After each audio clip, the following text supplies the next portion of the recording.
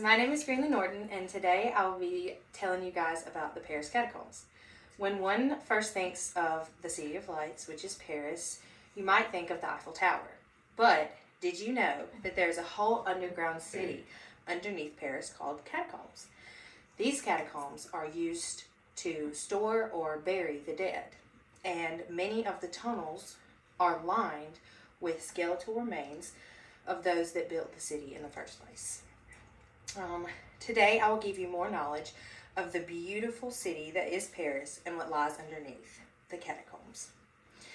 Were you even aware that Paris sat on top of a whole network of underground tunnels? Many explorers have found themselves lost within these catacombs, and some never make it out because of how intricate they are. There are rumors of the catacombs being an entrance to hell itself, with engravings on the walls. Some people believe that there is a whole working society within the catacombs of not just homeless people, but people that feel like an outcast. And though tours are offered, one could not attempt to make it all the way through the catacombs because of its size.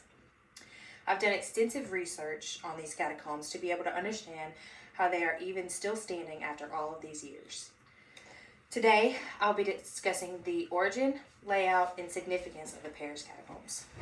First, let's talk about how the catacombs came to fruition in the first place. According to Les Catacombs de Paris, which is the website in case you ever want to tour Paris, it gives you very detailed instructions on where to go and what to see. The catacombs were made in the 18th century because the cemeteries were tied to health problems throughout the city, so they decided to move all the bodies underground. The removal and transportation of bones from cemeteries to the catacombs started in 1787 and did not end until 1814.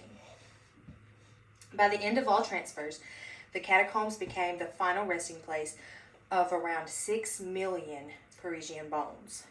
The catacombs became open to the public in 1809. Now that we have discussed why the catacombs were built, let's talk about the layout of the tunnels. According to the Smithsonian Magazine, the catacombs themselves have been there since the 13th century. The decision to repurpose these abandoned tunnels was made by King Louis, and the intricate labyrinth stretches across approximately 800 hectares, which is equivalent to 80,000 acres or 200 miles.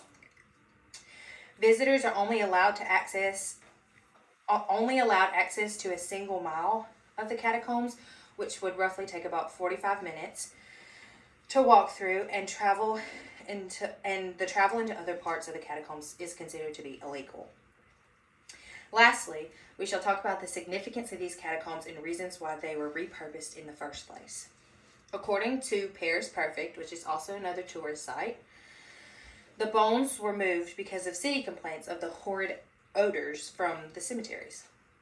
Paris tried to cure this issue initially by placing a burial ban in all city cemeteries. However, this was only a short-term solution because heavy spring rains in 1780 led to the fall of a large wall in one of Paris's biggest cemeteries, Les Innocents, if I say that right. This catastrophe did not only spread bones throughout the city, but it also spread many, many deadly diseases throughout the towns surrounding the big cemetery. To begin with, the church was against the disturbance of the deceased, but the fall of such a large cemetery pushed them to move the bodies because they had no other choice, as bodies and bones were being washed up and pushed all around the neighboring towns. In conclusion, I hope that my speech today has helped further your or gift you knowledge about the mysterious underground city that is Paris Catacombs. Hopefully one day, visitors will have access to all parts of the catacombs, as they are such a significant piece of Paris history. Thank you.